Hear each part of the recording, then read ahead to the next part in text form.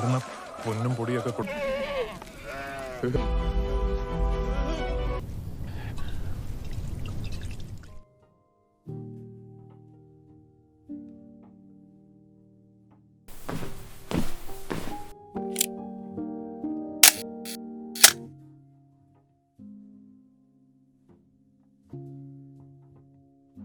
Cerita dibuka di sebuah desa kecil di Kerala, India. Kamera menyorot kehidupan sederhana masyarakat pedesaan yang bergantung pada alam. Di tengah suasana itu, diperkenalkan Najib Muhammad, seorang pria muda miskin yang hidup bersama istrinya, Sainu, dalam keterbatasan ekonomi. ഇത് പാടെ മുളക് സൂപ്പ് നിനക്കല്ല എന്റെ കൊച്ചിനാ ഒരു കുഞ്ഞും കൂടെ അത്രയൊക്കെ ഉള്ളൂ. നബീലോ വണ്ടി വരാറായും തോന്നുന്നു. ഞാൻ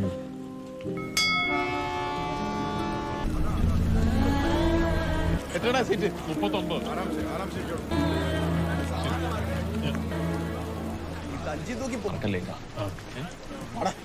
Meski hidup pas-pasan, Najib adalah sosok penuh harapan. Ia percaya bahwa kerja keras di luar negeri akan mengubah nasibnya. Najib mendengar cerita tentang pekerjaan di Arab Saudi yang menjanjikan gaji besar. Ia membayangkan kehidupan yang layak, rumah yang lebih baik, dan masa depan cerah untuk keluarganya. Dengan penuh keyakinan, ia mengumpulkan uang seadanya, berutang, dan meninggalkan kampung halaman serta istrinya dengan janji akan segera kembali membawa keberhasilan. ഇവളെ ഡോക്ടറെ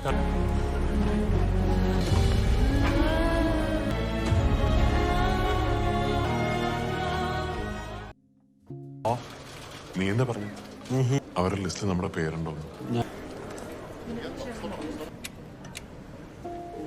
കയറുന്ന വെപ്രാളത്തില് അതൊക്കെ ചോദിക്കാൻ നിങ്ങൾ വിഷമിക്കണ്ടെന്നേ കബീൽ ഓ നാട്ടിലെ انت اسمك عبد الله. Setibanya di Bandara Arab Saudi, harapan Najib mulai runtuh.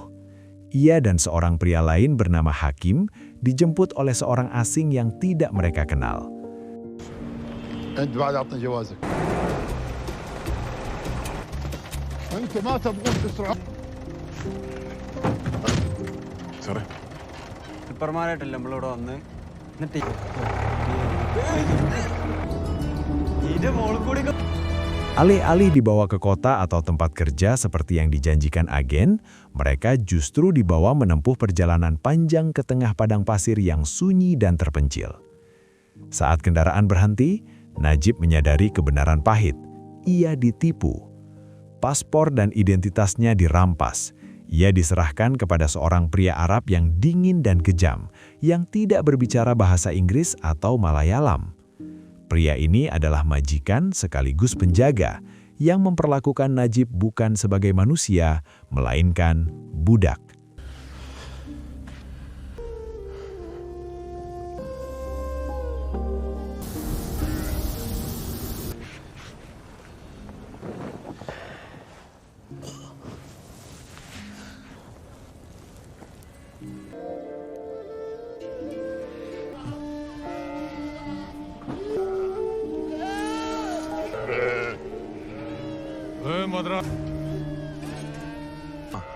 भूल गया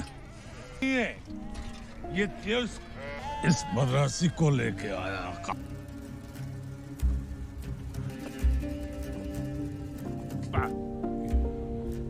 മുഷ്കൻസ പടച്ചോനെ ഓർത്ത് പടച്ചോനെ ഓർത്ത് Najib kini tinggal di sebuah kandang kambing di tengah gurun. Tidak ada bangunan layak, tidak ada air bersih, dan hampir tidak ada makanan.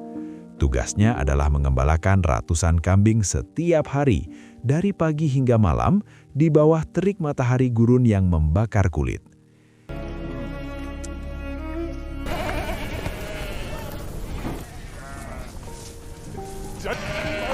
अरे तुम मेरे गन दूर ماء للشرب مش للغسل. فين يا حيوان؟ تمسك البندقية.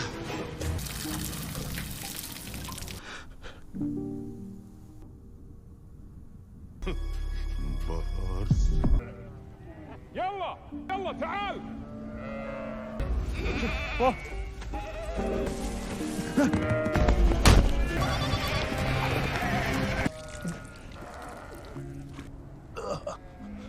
اموت.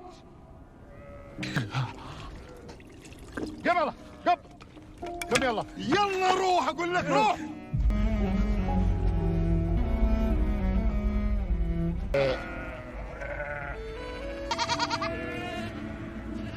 Hari-hari awal terasa seperti mimpi buruk yang tak berakhir. Najib kelaparan, kehausan, dan ketakutan. Ia tidak bisa berkomunikasi dengan majikannya. Setiap kesalahan kecil dibalas dengan pukulan, tendangan, dan cambukan. Tidak ada belas kasihan, tidak ada harapan.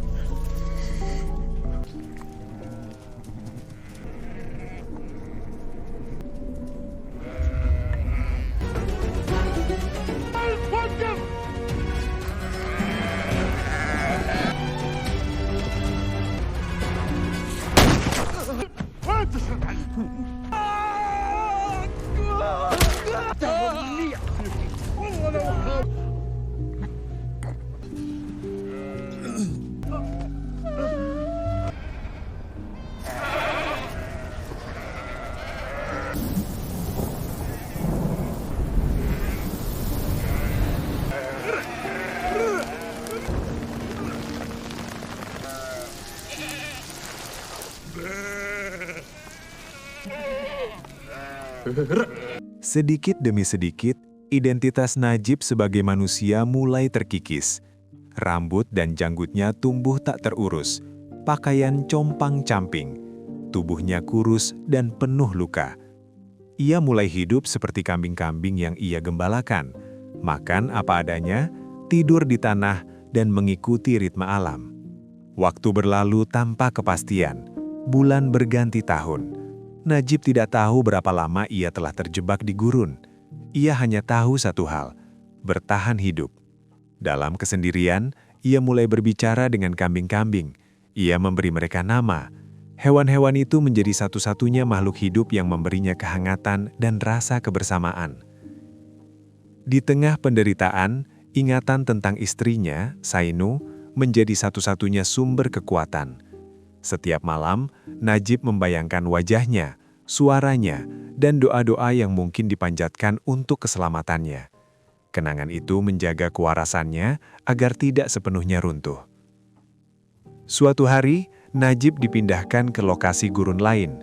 Di sana, ia bertemu kembali dengan Hakim, yang ternyata juga mengalami nasib serupa. Namun kondisi Hakim jauh lebih buruk. Ia sakit, lemah, dan putus asa. Pertemuan ini menjadi titik penting dalam cerita. Keduanya mulai berbagi penderitaan dan harapan. Mereka menyadari bahwa jika terus bertahan di sana, kematian hanyalah soal waktu.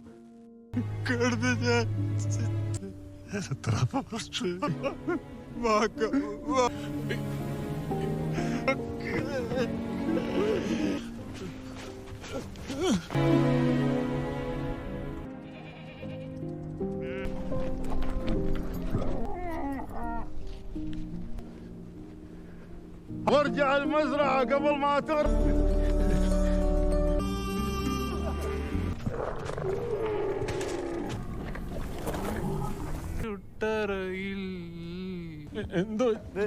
ഇതാണ് ഇവിടുത്തെ തല വഴിയൊക്കെ അറിയാം.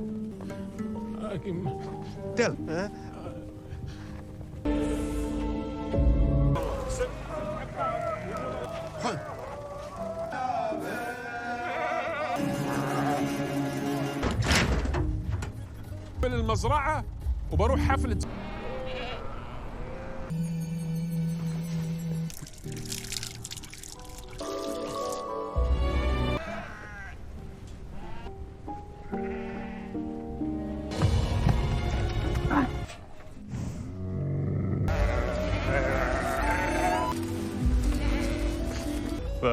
Kalady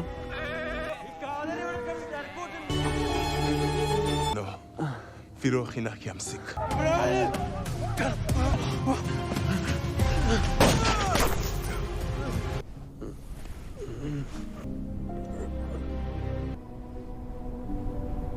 Maka sebuah keputusan nekat pun lahir, melarikan diri, meskipun peluang hidup sangat kecil.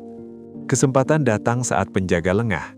Tanpa peta, tanpa air cukup, dan tanpa arah pasti, Najib dan Hakim meninggalkan kandang kambing dan berjalan menyusuri gurun yang luas. Matahari siang membakar tubuh mereka, malam gurun membekukan tulang.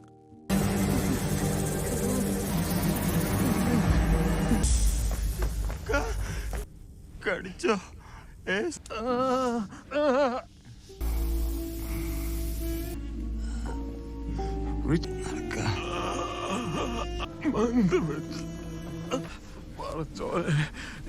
Perjalanan ini menjadi ujian paling brutal.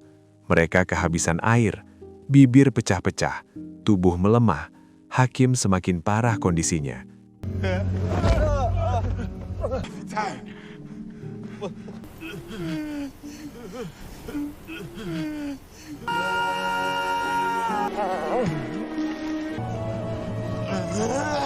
Di tengah gurun yang sepi, ia akhirnya meninggal dunia.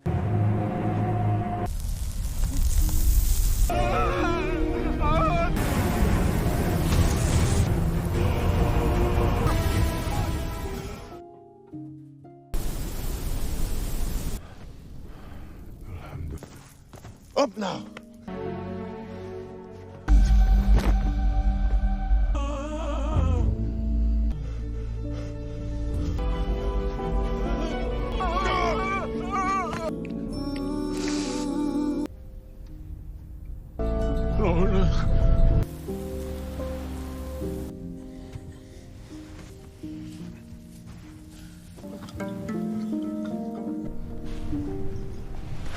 Kematian Hakim menghancurkan Najib secara emosional.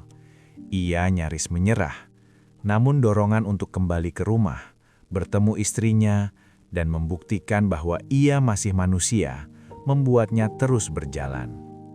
Dengan sisa tenaga terakhir, Najib akhirnya mencapai jalan raya. Ia ditemukan oleh petugas imigrasi.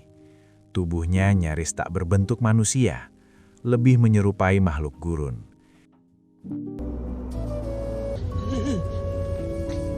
اشرب اشرب.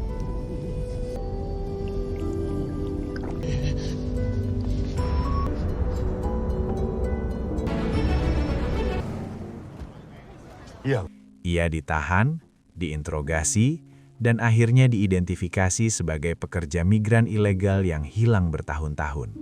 Proses hukum dan birokrasi memakan waktu lama. Namun berkat campur tangan kedutaan dan pihak berwenang, Najib akhirnya dipulangkan ke India. Mat.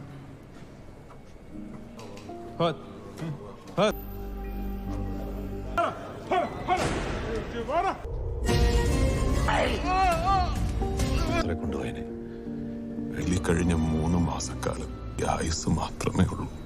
Adegan kepulangan menjadi puncak emosional film. Najib tiba di kampung halamannya sebagai pria yang sangat berubah. Tubuhnya masih lemah, jiwanya penuh luka. Namun saat ia bertemu kembali dengan Sainu, semua penderitaan itu menemukan maknanya. Pelukan mereka tidak penuh kata, hanya air mata, keheningan, dan rasa syukur karena masih diberi kesempatan hidup. Film ditutup dengan teks yang menegaskan bahwa kisah ini berdasarkan kisah nyata, dan ribuan pekerja migran masih mengalami nasib serupa. The Goat Life bukan hanya kisah tentang penderitaan satu orang, melainkan potret kejamnya perbudakan modern, ketidakadilan, dan daya tahan manusia dalam menghadapi kehancuran total. The Goat Life 2024 adalah film tentang kehilangan martabat, perjuangan bertahan hidup, dan harapan yang nyaris padam, namun tetap menyala. Film ini menyajikan penderitaan tanpa romantisasi, dengan pendekatan realistis dan emosional yang mendalam.